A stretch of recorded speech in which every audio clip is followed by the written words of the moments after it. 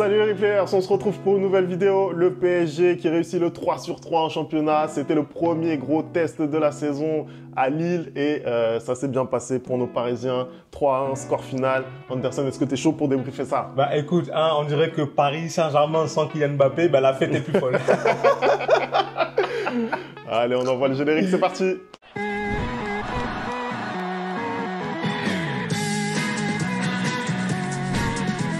Allez, on commence tout de suite cette vidéo. Ce match, il était grave attendu par les Parisiens. En tout cas, pour moi, il était archi attendu ce match parce que on attendait de savoir ce que ça allait donner. Voilà, on a mis des corrections à Montpellier, on a mis des corrections au Havre. Là, on avait la première grosse équipe, une équipe de Champions League qui était face à nous. Lille, d'ailleurs, qui a joué pour sa qualif en Champions League cette semaine. C'est un paramètre à prendre en compte. Et c'est une victoire parisienne au final. Anderson, t'as pensé quoi, toi, du match du PSG aujourd'hui? Tout simplement, tu viens de le dire, Femi, je pense que c'était le vrai premier gros test du Paris Saint-Germain, nouvelle version, hein, version sans Kylian Mbappé. Et on attendait beaucoup de ce match-là, de voir comment les Parisiens allaient réagir face à une équipe qui propose vraiment de l'adversité, face à une équipe qui allait attaquer. Hein. On allait pouvoir aussi dans ce match-là juger enfin les défenseurs.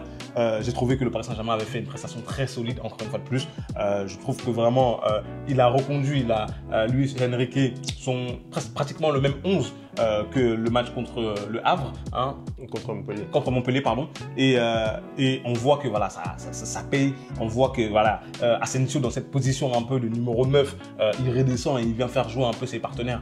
Je pense que Luis Enrique, il aime beaucoup. Moi, ce que j'ai apprécié encore une fois de plus, c'est que Lille a très bien commencé le match. Hein. Ils ont très vite mis de l'intensité, hein, notamment Zekrova. Hein. Il a fait monts et merveilles sur son côté droit. Hein. Vraiment, j'ai hâte de voir ce que ça va donner d'ailleurs contre le Real Madrid et contre Ferland Mendy en Ligue des Champions. Mais oui, en fait, Lille a tout de suite mis la pression au Paris Saint-Germain et j'ai trouvé que le Paris Saint-Germain a réussi à contenir cette pression-là. Ils ont réussi à laisser passer l'orage et ils sont revenus petit à petit dans la rencontre. Ils ont commencé un peu petit à petit à imposer leur rythme, notamment Dembélé, hein, qui s'est montré virevoltant. Hein. Même si je trouve que le penalty, il arrive un peu de manière bête de la part de Ribéra, il peut mieux faire en fait. Il peut largement mieux faire, mais après les crochets de Dembélé sont tellement imprévisibles. Qu'est-ce que tu veux en fait, une fois, tu penses qu'il va frapper, une fois, tu penses qu'il va mettre crochet, le temps de réagir, il y a déjà faute. Hein. Donc, je trouvais que le Paris Saint-Germain a contrôlé cette partie une fois qu'ils ont laissé passer l'orage des 15-20 premières minutes. Et après, on a eu encore l'avènement du jeune, du nouveau homme fort du Paris Saint-Germain, Barcola, hein, qui va chercher ce but parce que vraiment, il va le chercher. C'est-à-dire que c'est un travail à la base défensif, hein, il va récupérer le ballon sur une occasion ratée de Lille, il remonte le terrain, hein, et il cherche le 1-2, hein, il va ouvrir son pied un peu à la Thierry Henry et il marque ce but-là. Et après, Paris, en deuxième mi-temps, ils se sont reposés sur leur laurier. Et Lille, petit à petit, ils sont revenus dans la rencontre. Mais dans la globalité, je dirais que c'est une prestation vraiment convaincante de la part du Paris Saint-Germain. Ouais, je suis d'accord avec toi. Globalement, c'est une prestation convaincante. On attendait un petit peu des réponses sur ce match-là. Puisque là, c'est notre 11 type, hein, qui a été aligné là, depuis le début de saison, hormis l'absence de Nuno Mendes. D'ailleurs, match de Beraldo plutôt correct. Parce que au début, ça a été très compliqué pour lui. Vraiment, il a pris le bouillon. Et d'ailleurs, je pense que plus globalement, hein, au-delà même des hommes que tu peux mettre sur le côté, je pense qu'on a vraiment un problème avec cette gestion de la largeur. Parce que à chaque fois, même la saison dernière, on l'a vu, notamment face à des joueurs comme Lamine Yamal, des joueurs comme Jadon Sancho aussi, à chaque fois, il y a énormément d'espace pour que le joueur adverse qui est sur l'aile prenne de la vitesse et fasse mal à cette équipe en fait. On a vraiment, je trouve, un problème de ce côté-là. Et en plus, si tu rajoutes le déficit de vitesse de Beraldo, ça peut être compliqué. Moi, j'ai trouvé justement Beraldo, il a plutôt bien répondu au fur et à mesure du match. Il a très vite pris un carton jaune et après, il a commencé à gagner ses duels face à Zegrova justement. Après, pour revenir sur la presta collective, oui, le début de match un petit peu plus compliqué pour le PSG, mais qui gère quand même beaucoup mieux ses temps faibles, hein, je trouve, cette saison. Voilà, on sent qu'il n'y a pas de panique. Tout le monde fait les efforts dans cette équipe pour pouvoir récupérer le ballon rapidement. Au final, Lille, ils ne se sont pas procuré énormément d'occasions. Il y a eu une occasion très sérieuse dans ce début de match. C'était, je crois, Diakité. Bafodé Diakité, le Guinéen. Il tire sur le poteau. Seule réelle occasion pour Lille. Après, derrière, pour moi, ça déroule. Et ce milieu de terrain, João Neves, Warren Zaïre-Emery et Vitinha, je suis désolé, ça respire la tranquillité. On est serein avec ce milieu de terrain.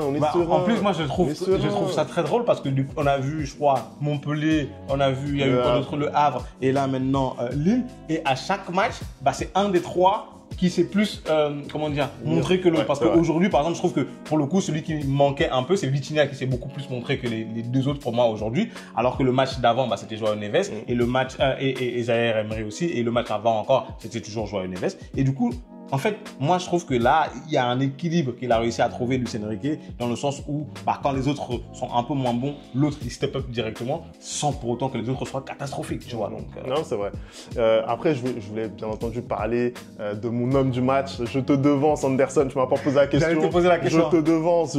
C'est qui pour toi ton homme du match? Je suis obligé de le dire. Bradley Barcola, même si Ousmane Dembélé, c'est lui qui fait basculer la rencontre parce que c'est lui qui obtient le penalty qui te permet quand même d'ouvrir le score, qui te permet d'être un petit peu plus tranquille. Mais c'est vrai que Bradley Barcola, aujourd'hui, moi je trouve en fait la consistance qu'il a pris, c'est impressionnant. Aujourd'hui, sur les 15-20 premières minutes, globalement toute l'équipe de Paris était plus ou moins en difficulté, mais lui particulièrement, tu vois, il avait vraiment du mal à se mettre en évidence. On sentait qu'ils avaient préparé le coup. Il y avait toujours deux joueurs sur lui. On l'appelle pas Pep Genesio pour rien.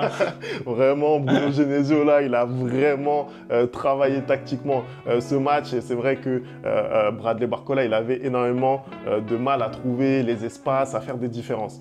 Le gars panique pas, le gars continue à faire son boulot, défensivement, il travaille, il fait les efforts, on le voit intercepter des ballons qui font du bien en plus, on le voit encore une fois combiner avec ses partenaires, il continue sans cesse à aller provoquer encore et toujours, à chaque fois en plus il apporte de la variété, ça veut dire qu'il devient de plus en plus illisible. On parle souvent du fait que Ousmane Dembélé, il est illisible pour ses vis-à-vis. Bradley Barcola aujourd'hui, ça devient vraiment ça en fait, il inspire vraiment la peur, moi je le ressens comme ça aujourd'hui.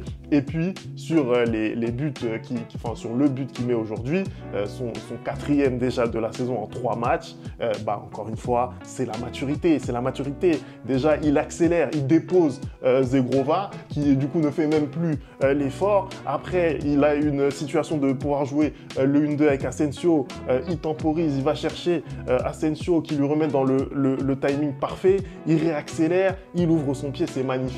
Il s'était procuré une occasion du même genre juste avant. Je crois qu'il y a une position de hors-jeu.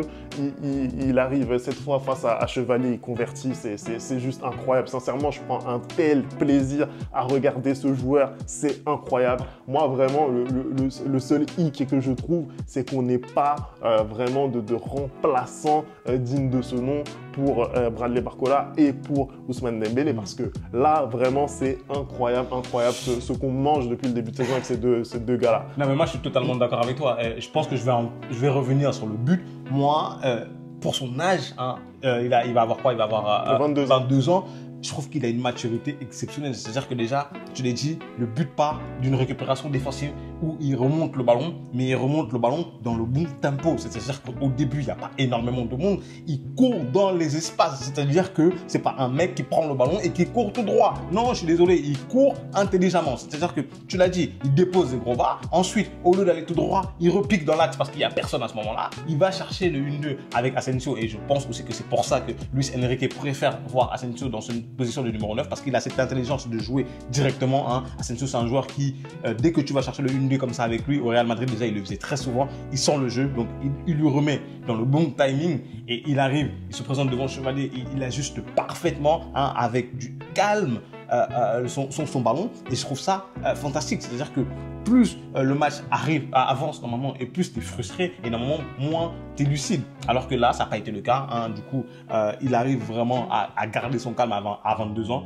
Et je pense que malheureusement, comme tu l'as dit, Femi, ce qui va peut-être poser du tort au Paris Saint-Germain au fur et à mesure de la saison, c'est des remplaçants. Parce que typiquement, quand le match a avancé et que Luis Enrique a décidé un peu de faire tourner son équipe, on a vu qu'il n'y a pas la même qualité offensive. Hein. Dès que tu retires Barcola et Dembélé, on voit qu'il n'y a pas la même qualité offensive. Et quand on sait que le Paris Saint-Germain va être dans plusieurs compétitions, notamment ce nouveau format de la Ligue des Champions où ils vont affronter des grosses équipes. Hein.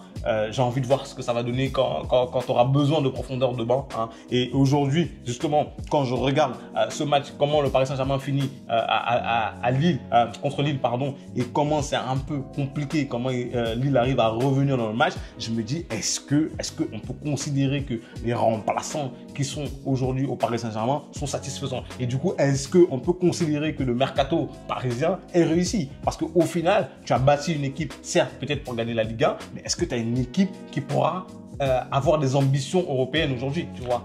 Écoute, Luis Enrique, lui, il a l'air de faire confiance à cette équipe.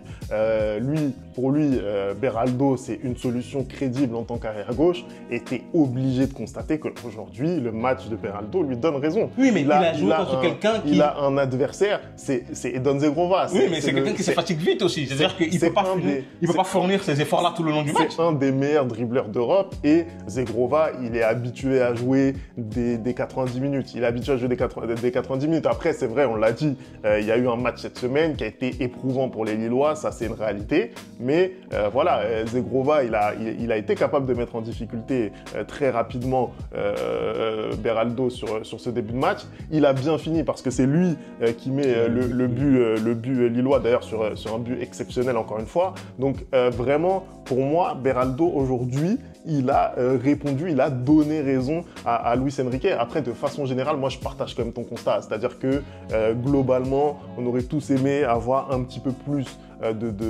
d'expérience déjà, peut-être un petit peu plus de solutions aussi, notamment défensivement, pour pallier notamment une sortie de Hakimi, puisque là, c'est Seny Mayulu qui est rentré à sa place et c'est Warren Zaïre-Emery qui a coulissé arrière droit. Donc ça, c'est encore une fois un choix de Luis Enrique. Luis Enrique, il considère que Warren, c'est une solution crédible au poste d'arrière droit. Après, il peut bricoler, il peut faire la même chose que Ancelotti faisait avec Camavinga qui le mettait à gauche. Après, ça va être à Luis Enrique d'assumer. Mais clairement, aujourd'hui, il considère que Warren, il est capable de jouer à ce poste-là. Donc pourquoi doubler le poste? Non, moi, je pense que ça va suffire pour la Ligue 1. Je le dis clairement, ça va suffire pour la Ligue 1. Mais je pense que quand tu vas devoir enchaîner Ligue 1, Coupe de France, Ligue des Champions, ça va bloquer. Parce que, tout simplement, ce ne sont pas des joueurs d'expérience. Tout simplement, ce sont des jeunes joueurs. Et peut-être enchaîner les matchs comme ça tous les 3 jours, ça pourra être compliqué à ce moment-là, tu vois. Parce qu'aujourd'hui, tu te retrouves avec 1 ou 2 blessés, ta saison, elle est fichue, en fait. Si aujourd'hui, là, on voit comment vous avez énormément de mal à remplacer Lucas Hernandez. Si aujourd'hui, Hakimi se blesse, hein, c'est compliqué pour vous la fin de la saison. Non, clairement, aujourd'hui, après, un profil à la Achraf Hakimi, avec ses caractéristiques à lui, c'est très difficile. Voilà, c'est très difficile de retrouver. Mais bon, globalement, on peut être satisfait du match qu'on a fourni. Et puis même aujourd'hui, les entrants, on a parlé d'un Désiré Doué notamment qui est rentré passe décisive pour Randal Kolo Muani. Kolo Muani qui fait une entrée, d'ailleurs moi j'ai été surpris de voir Marco Asensio titulaire, je le dis parce que tu es à Lille, tu vas jouer les transitions, tu as besoin d'attaque rapide, tu as besoin de flèches. Kolo Muani c'est une flèche. Il lui fait pas confiance. Moi je suis d'accord avec toi, je pense qu'il lui fait pas beaucoup confiance. Je pense que s'il lui faisait pas du tout confiance, je pense qu'il l'aurait vraiment écarté parce que Luis Enrique, il sait écarter les gars. Danilo, c'était un gars qui était peut-être rotation plus quand Luis Enrique arrive, il le dégage, tu vois. Skriniar, même chose. Je pense que c'est pas son option numéro 1. Je pense que son option numéro 1 c'était Ramos. Ramos il s'est blessé et du coup là il bricole un peu et pour lui pour l'instant en tout cas et à son comment dire. D'après le match qu'il pensait faire, pour lui, il n'était pas nécessaire Kolo Muani. Et au final, il a raison. Quand tu regardes la physionomie du match, et ça fait 2 matchs qu'il a raison, parce que je trouve que même s'il ne marque pas Asensio, je trouve qu'il apporte quelque chose dans le jeu. C'est-à-dire qu'il a cette capacité de créer le décalage, il a cette capacité aussi de peut-être être dangereux avec des frappes de loin et tout. Et aujourd'hui, pour Luis Enrique, il est beaucoup plus dangereux que Kolo Muani. Moi, je pense que c'est le cas. Après, moi, je trouve que l'entrée de Kolo Muani a été intéressante, notamment dans les airs où il fait énormément de bien pour aller chercher les ballons. Il essaye de conserver. Et puis, il y a ce but qui est mis de la tête comme un vrai avant-centre. mine de rien, même si c'est qu'au bout de 3 journées, ça fait déjà 2 buts pour Randall. Voilà, moi je pense qu'il ne faut pas l'écarter complet. Pour le moment, s'il peut se contenter de rentrer comme ça à 15-20 minutes de la fin et d'apporter des choses, ce sera bien. Ça va peut-être lui permettre d'espérer un petit peu plus de temps de jeu. Moi, je continue de penser que Asensio, à terme, ça ne va pas suffire. Ça ne va pas suffire parce qu'il n'est pas suffisamment, de mon point de vue, porté vers l'avant. On voit les transitions. Je trouve qu'il a beaucoup de mal à se projeter. Qu'il est côtoyé énormément de temps au Real Madrid, il est très porté vers l'avant. Moi, je te le dis. Mais après, techniquement, tu sens quand même, voilà, tu sens que le gars est à l'aise, tu sens que c'est facile pour lui et il fait jouer ses partenaires. On l'a vu. Ça vient de Madrid, ça. On l'a vu contre Montpellier, je ne t'écoute plus. On l'a vu contre Montpellier, on l'a vu encore ce soir. Donc c'est satisfaisant pour le PSG. Très bon match de leur part. Dites-nous vous ce que vous avez pensé d'ailleurs de ce match. Merci d'avoir regardé cette vidéo. On n'oublie pas les bonnes habitudes, @le replay foot. Et nous on se retrouve très vite pour une nouvelle vidéo. Ciao.